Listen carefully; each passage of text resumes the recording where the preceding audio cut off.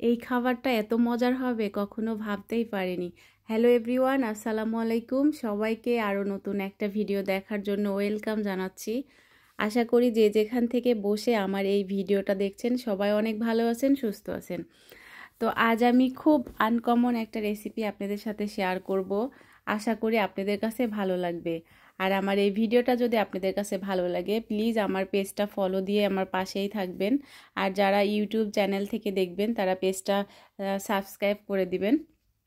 এই তো আমি আজকে মুরগির গিলা আর কলিজা রান্না করব।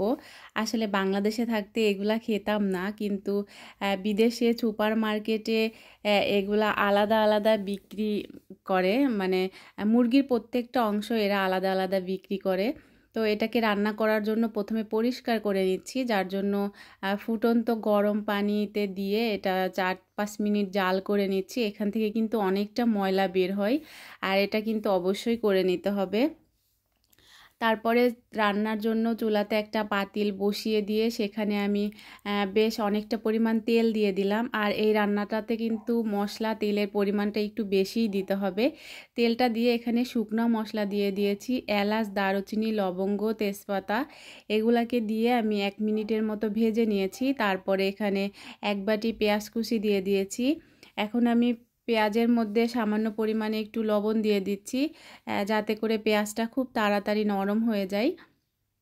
পেঁয়াজটাকে দিয়ে আমি 3 থেকে 4 মিনিটের মতো খুব ভালো করে ভেজে নিব। পেঁয়াজের কালারটা, এই তো পেঁয়াজের কালারটা কিন্তু চেঞ্জ হয়ে গেছে। এখন এখানে আমি 1 চামচের একটু বেশি আদা বাটা আর সমান পরিমাণ আমি রসুন বাটাও দিয়ে দিলাম। আমার রসুনটা আসলে ডিপে ছিল।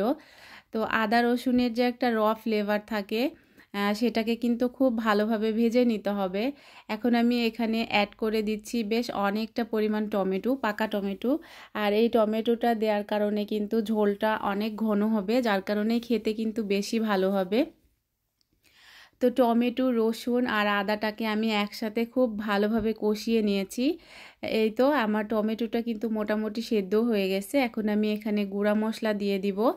আর আগেই বলেছি মশলার পরিমাণটা কিন্তু একটু বেশি করে দিতে হবে। এখানে 1 চামচের একটু বেশি হলুদ গুঁড়ো, 1.5 চামচ হলুদ গুঁড়ো, 1 চামচ জিরা গুঁড়ো আর 1 চামচ ধনিয়া গুঁড়ো দিয়ে দিচ্ছি। দিয়ে খুব ভালোভাবে এই মশলাটাকে আবার কিছুক্ষণ পানি দিয়ে কষিয়ে নিতে হবে। আসলে মশলাটা কষানোর উপরেই তরকারির স্বাদটা নির্ভর করে। আর কিছু কিছু রান্নার ক্ষেত্রে কিন্তু মশলাটাকে বেশি করে কষিয়ে নিতে হয়। এখন আমি সামান্য পরিমাণে একটু গরম মশলাও দিয়ে দিলাম, দিয়ে এখানে বেশ কিছুটা পানি দিয়ে দিয়েছি। এখন আমি যে পানিটা দিয়েছি সেই পানিটাকে খুব ভালোভাবে কষিয়ে নিয়েছি। পানিটা কিন্তু আমার একদম শুকিয়ে গেছে, তেল উপরে উঠে এসেছে। এখন আমি ধুয়ে রাখা গিলা কলিজাগুলো দিয়ে দিচ্ছি। আর এই গিলা কলিজায় কিন্তু অনেক পুষ্টিগুণ থাকে, অনেক আয়রন থাকে, অনেক কিছু থাকে। আমি ডক্টরের কাছে শুনেছি চিকেনের থেকে নাকি গিলা কলিজাতে বেশি পুষ্টিগুণ থাকে। এই তো আমি গিলা কলিজাগুলো দিয়ে খুব ভালোভাবে মিক্সড করে নাড়াচাড়া করে এটাকে এই মশলার মধ্যে আমি 5-6 মিনিট খুব ভালো করে কষিয়ে নিয়েছি।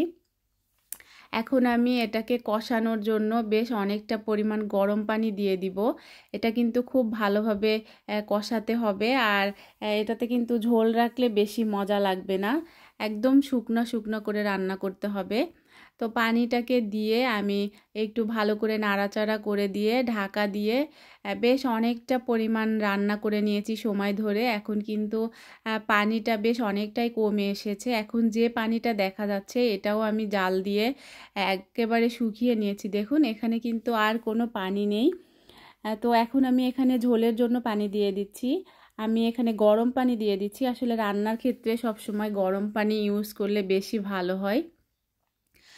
তো পানিটাকে দিয়ে আমি পাতিলের গায়ের সাথে যে মশলাগুলো লেগে আছে সেটাকে খুব ভালো করে ছাড়িয়ে নিচ্ছি।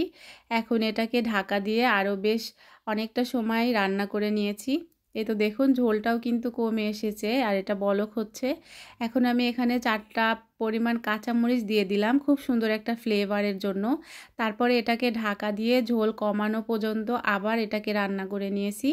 এখন কিন্তু আর এখানে বেশি ঝোল দেখা যাচ্ছে না।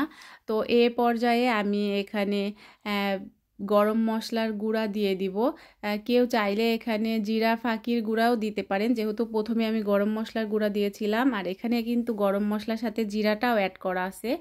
এই তো গরম মশলার গুঁড়াটা দিয়ে খুব ভালো করে নাড়াচাড়া করে দিয়ে এটাকে আর 1-2 মিনিটের মতো আমি চুলাতে রাখবো।